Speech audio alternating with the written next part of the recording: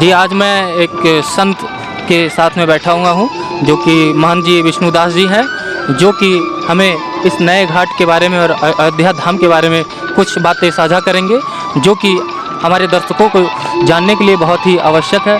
जी बाबा जी, सबसे पहले आपका स्वागत है हमारे चैनल पर। जी बाबा जी, ये जानना चाहेंगे कि ये जो नया घाट है ये कब बना और यहाँ पर कब ज़्यादा श्रद्धालुओं की भीड़ होती है? जी। देखिए, यह जो नया घाट है तो यह तो जिस समय सरजू जी आई उसी समय से है, और इसका विशेष नाम जो है इसे लक्ष्मण घाट के नाम से जानते हैं। ऐसी मान्यता है कि श्री लक्ष्मण जी महाराज ने हमारे यहाँ पर अपने शरीर को, अपने पुनर्स्वरूप को प्राप्त किया था। और जो यह अयोध्या धाम है तो इसकी महिमा तो वेदों और पुराणों में अनंत है, लेकिन थोड़ा कुछ मैं आपको बताऊंगा।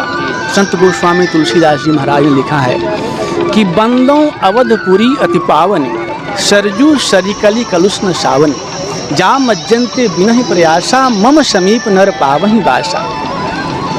यहाँ पर संत गोस्वामी तुलसीदास जी महाराज ने जो लिखा है, केवल पावनी शब्द का प्रयोग नहीं किया, अति पावनी।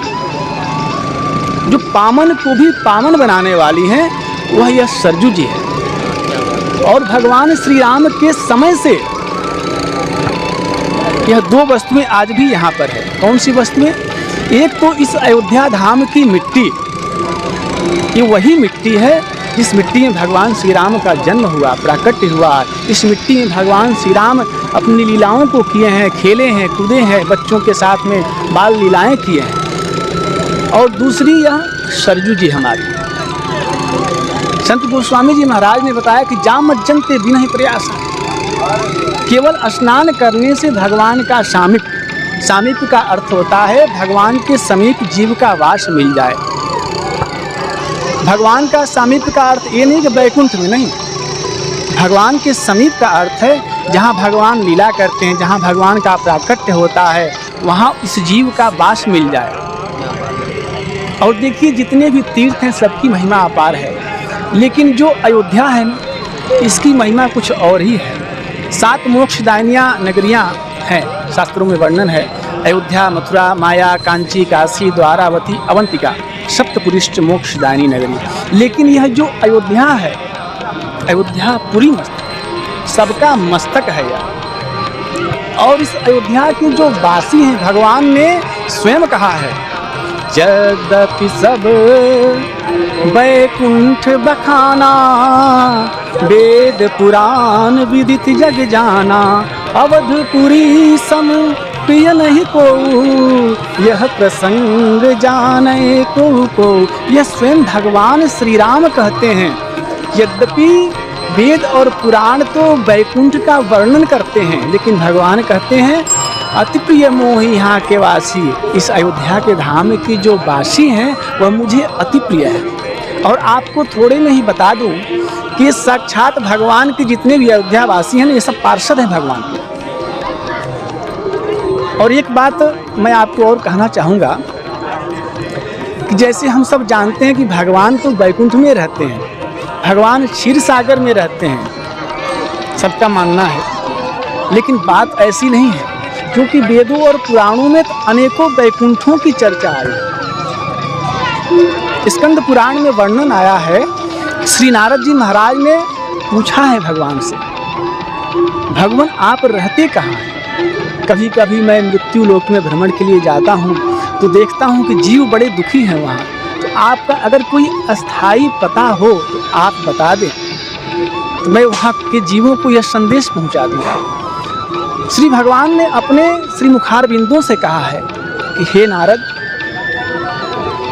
मैं वैकुंठ में नहीं रहता हूँ, ना मैं क्षीर सागर में रहता हूँ। मैं रहता कहाँ हूँ?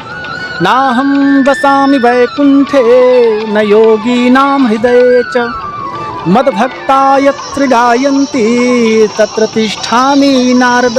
हे नारद, जहाँ मेरा भक्त मेरे गुणों का गान करता है वहीं पर हमारा निवास है। और धाम जो है जैसे अयोध्या धाम है, वृंदावन धाम है, आप जहाँ भी जाएंगे कहीं देखिए नाम संकीर्तन हो रहा है, कहीं आरती हो रही है, कहीं ठाकुर जी की पूजा हो रही है। यह जब भी हमें प्राप्त होता है तो धामों में ही प्राप्त होता है। आप यहाँ अयोध्या में जो आप भ्रमण करेंगे तो सीताराम का संकीर्तन आपको सुनाई देगा, कहीं भजन चलता हुआ सुनाई देगा। और इसी प्रकार से श्री वृंदावन धाम में भी है। अयोध्या और वृंदावन धाम में कोई अंतर नहीं, ये सब भगवान ही हैं। जो राम है, जो कृष्ण है सो राम है। भगवान एक ही हैं। भगवान भक्तों की इच्छा पूरी करने के लिए, भक्तों के साथ में खेलने के लिए, बाल लीला करने के लिए कभी राम बन जाते हैं, कभी कृष्ण बन जाते हैं। राम बनते हैं तो धनुष बाण ले लेते हैं और कृष्ण बनते हैं तो बंसी ले लेते हैं। भगवान एक ही है और यह जो जीव है उन्हीं भगवान का अंश है। ईश्वर अंश जीव अविनाशी, चेतन अमल सहज सुखराशि। बोलिए सियावर रामचंद्र भगवान की जय, श्री हनुमान जी महाराज की जय, सरजू मैया की जय, जय जय सीताराम। बाबा जी एक चीज़ और आपसे जानना चाहेंगे। आपकी काफ़ी मधुर वाणी है, हमारे दर्शकों को काफ़ी अच्छा लगेगा सुनने में। ये चाहेंगे कि आप 2-3 श्लोक जो है अपने मुखवाणी से जो आपको सबसे प्रिय हो हमारे दर्शकों के लिए। कौन सा श्लोक आप सुनना चाहेंगे बताइए। बोलिए श्यावर रामचंद्र भगवान की जय, पवन सुत हनुमान की जय। देखिए भगवान की जो नाम है, अनेकों नाम है, सहस्त्र नाम है, लेकिन यह जो राम नाम है, राम सकल नामन ते अधिका, सबसे अधिक है, सबसे अधिक महत्व है इसका। क्यों? क्योंकि यह राम नाम 1-2 अक्षरों का है, बड़ा ही सीधा है। आप चाहे उल्टा जपिए चाहे सीधा जपिए। दूसरी विशेषता इसकी ये है कि यह राम नाम भगवान शिव स्वयं इस नाम को जपते हैं। और यह राम नाम जो है, राम नाम अखिल मंत्र बीज, जितने भी मंत्र हैं सबका फल है। लेकिन यह राम नाम की विशेषता ये है कि सभी मंत्रों की उत्पत्ति यहीं से हुई है। इस राम नाम की विशेषता है। एक प्रसंग मैं आपको सुनाना चाहूँगा श्री प्रहलाद जी महाराज का, कि जिस समय में हिरण्याकश्यपु ने तलवार उठाया श्री प्रहलाद जी को मारने के लिए, तो यद्यपि तलवार के भय से प्रहलाद जी को भयभीत हो जाना चाहिए, लेकिन प्रहलाद जी भयभीत नहीं हुए। प्रहलाद जी को देख करके स्वयं हिरण्याकश्यपु भयभीत हो गया। हिरण्याकश्यपु ने पूछा, तलवार को रख दिया एक तरफ और कहा कि पुत्र यह बताओ कि मुझे देख करके बड़े बड़े देवता भयभीत हो जाते हैं, यह धरती कंपायमान हो जाती है, ऐसा कोई जीव नहीं है जो हमसे भयभीत न हो, क्या तुम्हें मुझसे भय नहीं लगता है?